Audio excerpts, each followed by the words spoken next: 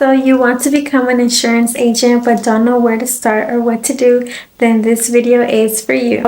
In this video, I'm going to be telling you the basics of how insurance works and the types of insurances you can sell.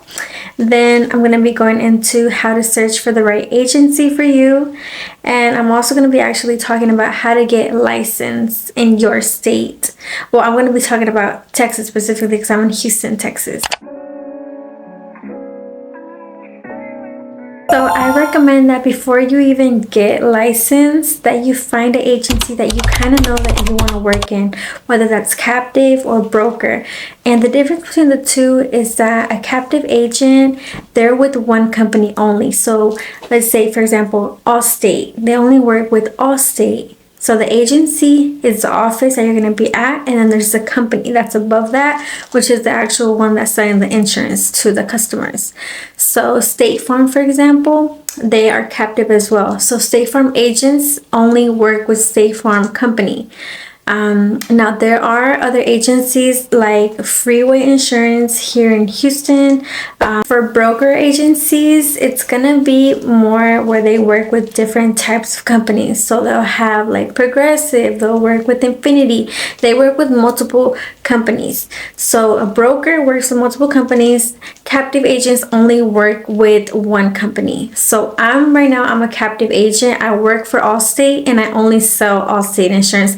I'm only allowed to sell Allstate insurance. That's the big difference. So you want to see if you want to work with only one company or you want to be able to work with different companies where you're going to be at. And don't be afraid of calling these agencies. Don't be afraid of Googling insurance agencies near me and then just calling each one and making a list of their commission structure and all that good stuff. So that's also gonna like make you stand out from the rest. Even though you don't have your license, don't be afraid to just call and ask questions. You know, the right agency, they'll even help you get your license because they want people that are coachable, people that are hungry, people that are ready to sell and work there. So if you're really about it, you can call the agency and make it easier for you instead of doing it all on your own, because it is a hard task, not gonna lie, and it's kind of confusing. Learning on the internet and trying to get the license on your own, trying to get, you know, the fingerprints, trying to get the application done, everything that is a lot of work, especially if you're brand new to this.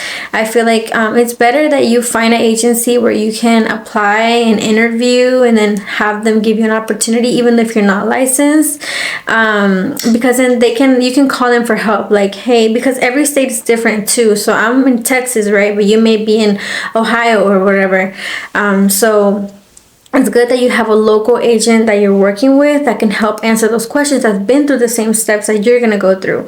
And not only that, but you also have a higher chance of getting hired with them because you're talking to them and you interviewed with them and everything. So you want to find an agency that you can contact and that you can kind of trust on this journey, and that you can hopefully work with them whenever you get licensed. That's what I recommend, because I know getting your license is good because you want to, like, you know, be ready and everything before you start, but it's gonna be hard because I had an agent that helped me, and I've helped my mom, you know, and then I help other people get started with my agency too. So it's better that you have somebody that can kind of like coach you and lead you and guide you through the way. And when you are calling these agencies up, you want to ask them about their commission structure. So they're not going to want to tell you right off the bat because that's kind of like personal and kind of private to their company.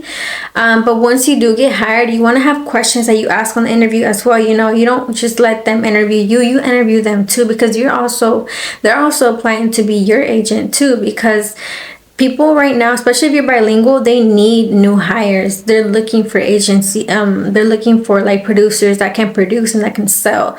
So you want to make sure you're interviewing them. So once you get the interview, once you go in there, ask them, hey, how many leads do you provide us per day?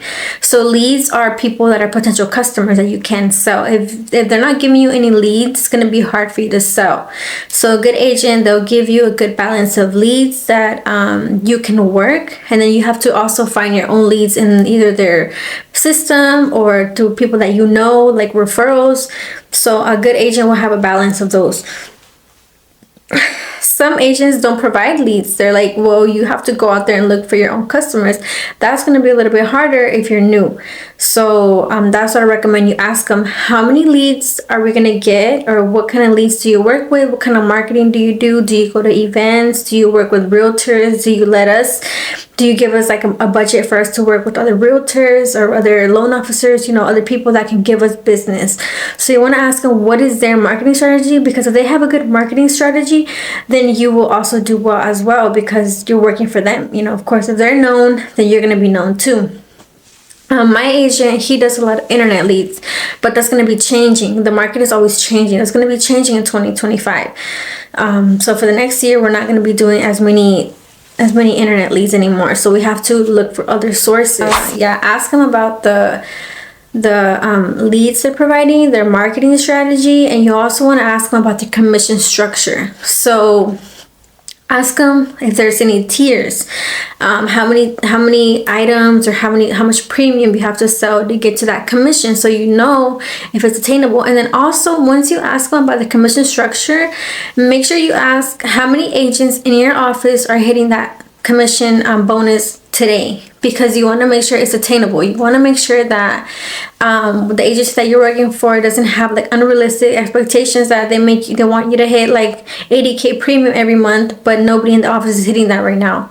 So you want to make sure it's attainable and that you can get there and learn. I want to talk a little bit about the environment you're going to be in. So for insurance, the environment is that you're in an office setting, of course. You're in front of a desk all day. You're in front of a screen all day.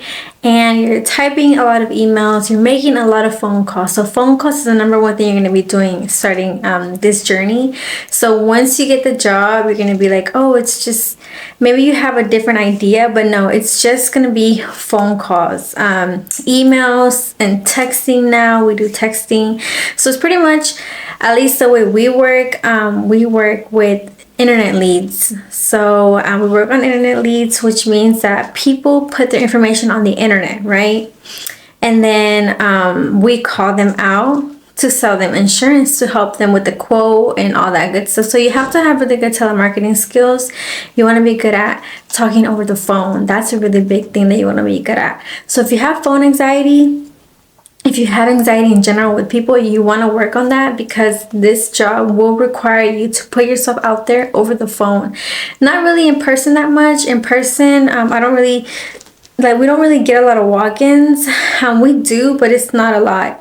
So you want to make sure you're good at your grammar through email, that you can compose a good email, because that gets people hooked to explaining things to people really well. Of course, you're not going to know everything when you start, right? And even I don't know anything. Like I don't know everything. Sorry, I don't know everything, because you're always learning something new in insurance. You're learning something new every single day. Like we don't stop learning. Always new things, new regulations. Allstate can change things up on us from one day to another. So we always have to keep learning. You want to be coachable when you're going into this new trade. I know getting into insurance can seem like a big task and like a huge new beginning, which it is, but it's not impossible, because think about it like this. Let me give you an example. My mom, I recruited her into my agency where I work at now, and she's doing amazing. She's not a top producer yet, but she's really, really consistent and she's steady. So for her, her story is that she didn't graduate from high school. She doesn't even have a GED. Well, she did have a GED, but it was kind of one of those schools that were fishy. So she don't really have a good GED diploma.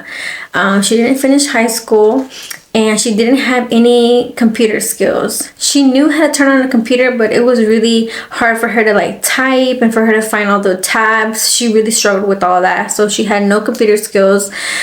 She didn't really have good grammar, but she's working on that right now. So she's really, really coachable, which is what I like about her. And I like that she has a really sharp personality. She's a sales mentality. She wants to get the customer. She wants to get them hooked. She wants to help them, and she wants to to go after the sale that she chases. She chases and she chases. This is a constant thing that you have to do in insurance, is hustle. You have to hustle, hustle, hustle. Every single day it's a hustle. And I mean, I love that about the job. You know, I like that the more work that I put in, the more that I get out. If you're kind of more on the like lenient side, you like to get paid more hourly, you like to just make your money and like clock in and go home, then this may not be the right job for you, because with this job, you're going to be thinking about it when you're outside of work.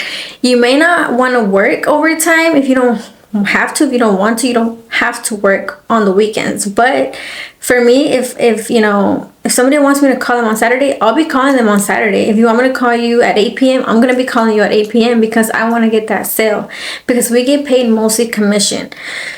For example, my hourly, I don't even see my hourly because it goes into taxes. Like, that pays for my taxes. My hourly salary that I get, I don't even see it on my check. All I see is my commission bonus, and I still get taxes taken off of that. So commission does get taxed at a higher bracket than regular hourly, just so you know that. Just throwing that out there, because when you see your first check, you're gonna be like, what is this? Where's my money at? Well, it went to Uncle Sam. Alright, so for the licensing part, this part is where a lot of people get stuck. They don't know where to start.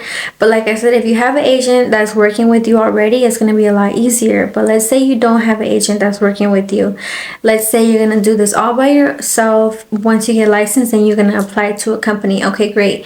So the way you get licensed is, I recommend you take a course first. You take an insurance course. Here in Texas, the one that's really popular is the Insurance School of Texas, something like that. I'm gonna link it in the description box. But yeah, you want to take a course that can prepare you for the state exam. You have to pass a state exam to get your license. You have to pass it with at least a 70, so it's not that bad. And I think it's like 100 and something questions. I can't remember off the top of my head. 150, I think, or 125. But yeah, it was not that hard for me. But you do have to study. You do have to take the course and learn. I didn't take the course. I passed it by just studying a big book, but that was like back in like 2016. So things have changed now. Yeah, you wanna take a course. Just make it easier for you to pass on the first time. The course that I'm talking about costs like $300 in person, and it costs like $180, I think, if you do it virtual. I don't know, you might want to find out more. But yeah, take the course. After you pass the test, you want to get your fingerprints. It's going to be through the government. They have different websites and different places you can go to so you can take your official government fingerprints. They want to fingerprint you and background check you. After you get your fingerprints, you're going to take the receipt and your past exam and apply for the license on the state website. So the state website, and it's gonna cost like $50, I think. You wanna go in there, and yeah, that's all you need. You need your passing your exam, you need the fingerprints, and then you need to pay the $50 to apply for the license. So I think in general, I don't even know how much it's gonna cost you, but just make a budget of like $400 to get your license and everything. Just make that budget, because yeah, it may cost more or less depending on what state you're in. Yeah, and that concludes my video. I will be posting more insurance related content on my channel, so please subscribe if you're interested in learning more about insurance, how to sell insurance, where to begin, how to get licensed, all that good stuff. Let me know if you have any more detailed questions, because I know I didn't get to go into a lot of depth in this video. It's hard to put everything in one video, so just let me know if you have a specific question that you want me to answer, and I'll be happy to do so. Thank you so much for watching, and please subscribe to my channel. Thank you. Bye.